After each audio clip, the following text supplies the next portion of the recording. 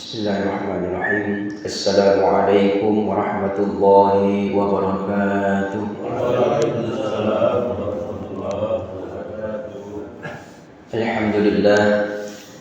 Alhamdulillahi ala ni'matil iman wal islam wa ala ni'matis sihah wal afiyah wa ala ni'matil hidayah wal istiqamah wa ala ni'matil ukhuwah.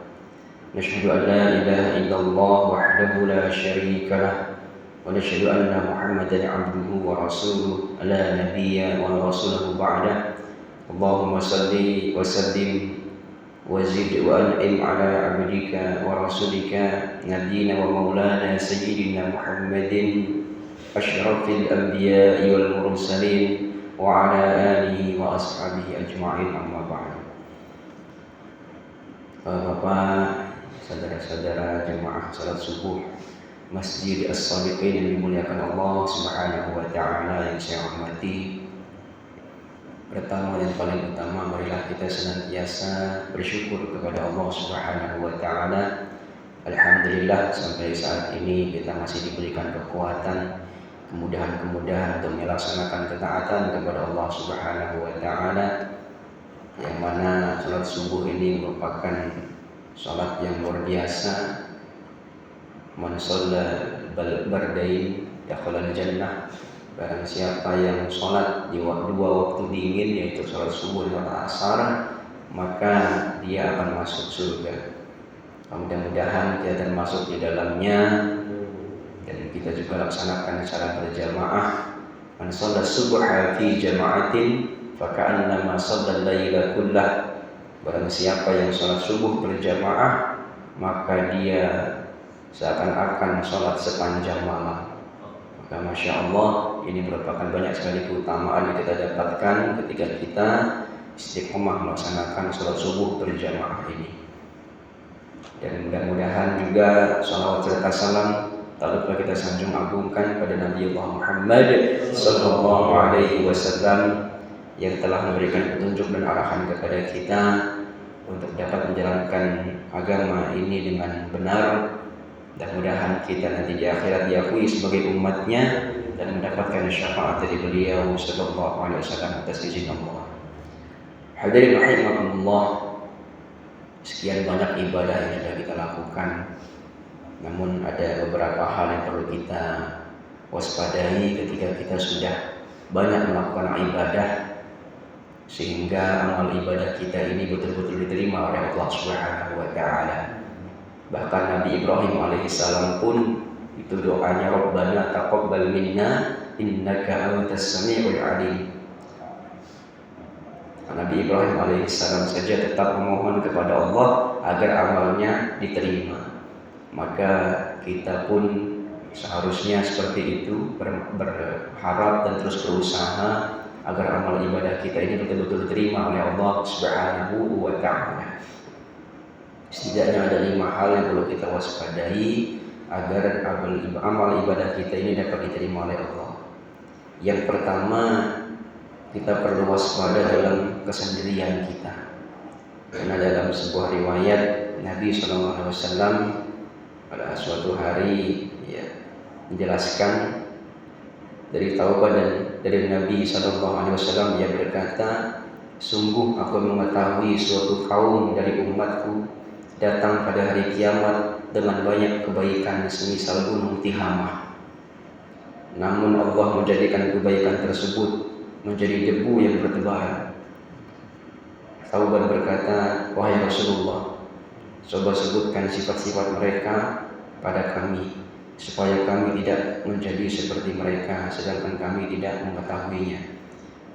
Rasulullah SAW bersabda, ama innahum ikhwanukum wa min jildatikum wa ya'khuduna minal lail kama ta'khuduna walakinnahum aqwamun idza khalu bima haribillah ita'akuha. Adapun mereka adalah saudara kalian, kulit mereka sama dengan kulit kalian. Mereka menghidupkan malam dengan ibadah seperti kalian, akan tetapi mereka adalah kaum yang jika bersepian, mereka merobek tirai untuk bisa bermaksiat kepada Allah. Hadits riwayat Ibnu Majah. Al-Hafiz Abu Thahir mengatakan bahwa sanad hadis ini hasan. Yang pertama yang perlu kita waspadai ketika kita bersendirian, maka Allah Subhanahu wa taala tetap mengawasi kita, dan mudah-mudahan kita dikuatkan oleh Allah Subhanahu wa taala untuk dapat meningkatkan takwa kita dimanapun, kapanpun, dan dalam keadaan apapun kita berada.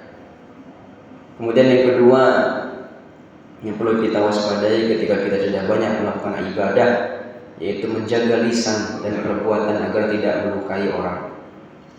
Bagaimana hadis yang sudah biasa kita dengar tentang kondisi orang muflis atau bangkrut. Tahukah kalian siapa muflis? Orang yang bangkrut itu, kata Rasulullah. Maka para sahabat menjawab, orang yang bangkrut itu adalah orang yang tidak mempunyai uang maupun harta benda.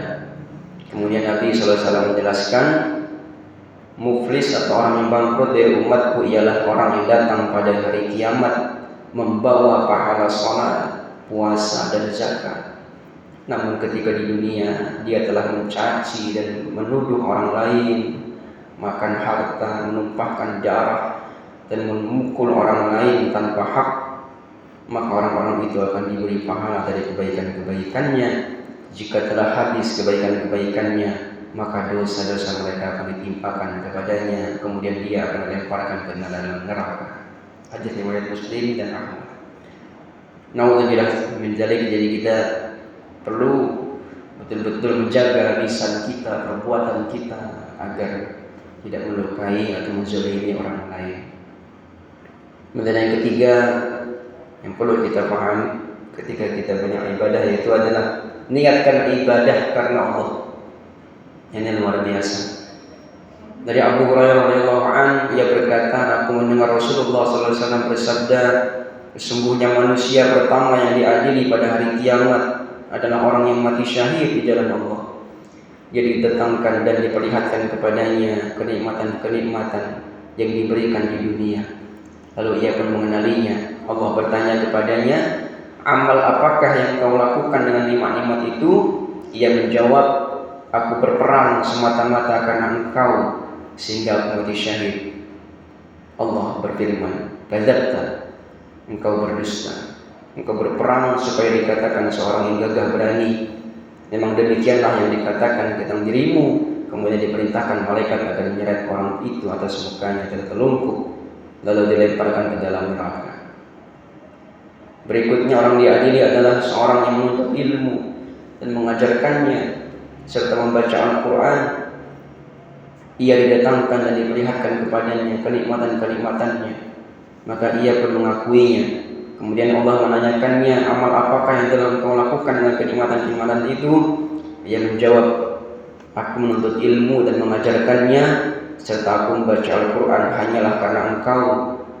Maka Allah berkata, kadzabta, engkau berdusta. Engkau menuntut ilmu agar dikatakan seorang alim, dan engkau membaca Al-Quran supaya dikatakan sebagai qari, membaca Al-Quran yang baik. Memang begitulah yang dikatakan tentang dirimu. Kemudian diperintahkan malaikat agar menyeret atas mukanya dan melemparkannya ke dalam neraka. Berikutnya yang diadili adalah orang yang diberikan kelapangan rezeki dan berbagai macam harta benda. Ia didatangkan dan diperlihatkan kepada nikmat-nikmatnya, maka ia pun mengenalinya.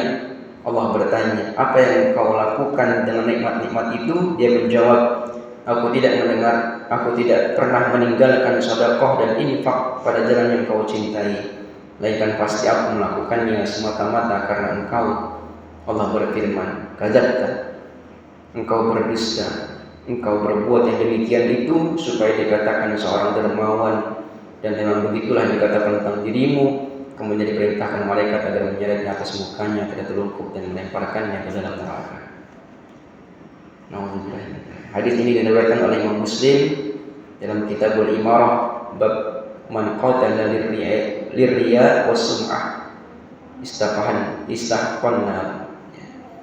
Maka niatkan amal ibadah kita ini untuk menerima ridha Allah, hanya untuk Allah. Maka sebagaimana dalam iftitah kita itu, inna salati wa nusuki wa mahyaya wa mamati lillahi rabbil alamin.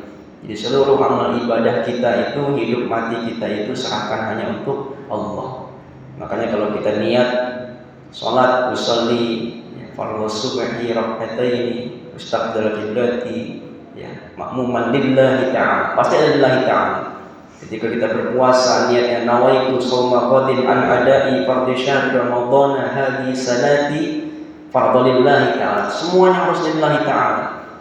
Begitu juga dengan haji, dengan zakat dan seterusnya. Jadi betul-betul kita usaha betul agar niat ibadah kita itu lillahi ta'ala, hanya untuk Allah Subhanahu wa ta'ala. Kemudian yang keempat, bersungguh-sungguhlah melunasi hutang. Dari Abdullah bin Amr bin Al-As, Rasulullah SAW bersabda, yughfaru lisyahidi kullu dzambin illa ad-dain. Semua dosa orang yang mati syahid akan diampuni kecuali hutang. Hadis riwayat Muslim. Kemudian yang kelima, jangan iri atau hasad kepada orang lain. Ya, sebagaimana Nabi SAW bersabda, iyyakum wal hasada fa innal hasada ya'kulul hasanati kama ta'kulun narul haqaba. Jauhilah hasad, karena hasad itu memakan kebaikan sebagaimana api memakan kayu bakar. Hadis riwayat Abu Dawud. Kemudian ada tambahan satu lagi, yaitu adalah ilmu.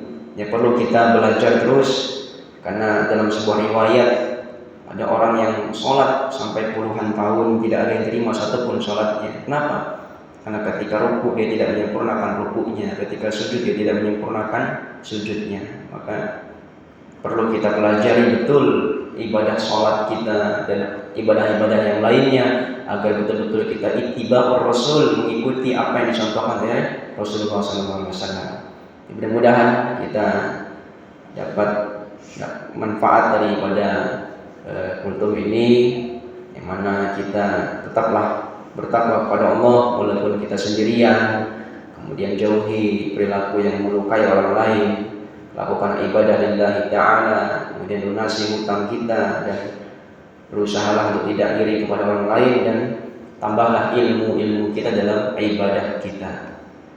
Mudah-mudahan dengan kita mewaspadai beberapa hal ini, semua amal ibadah kita tidak sia-sia dan dapat diterima oleh Allah Subhanahu wa ta'ala. Amin ya rabbal alamin. Demikian yang saya sampaikan, mohon maaf pada Allah, mohon ampun. Mari kita iringi doa kafaratul majlis. Subhanallah wa bihamdihi, subhanakallahumma wa bihamdika, asyhadu an la ilaha illa anta, astaghfiruka wa atubu ilaik. Wallahu muwaffiq ila aqwamit thoriq. Wassalamualaikum warahmatullahi wabarakatuh.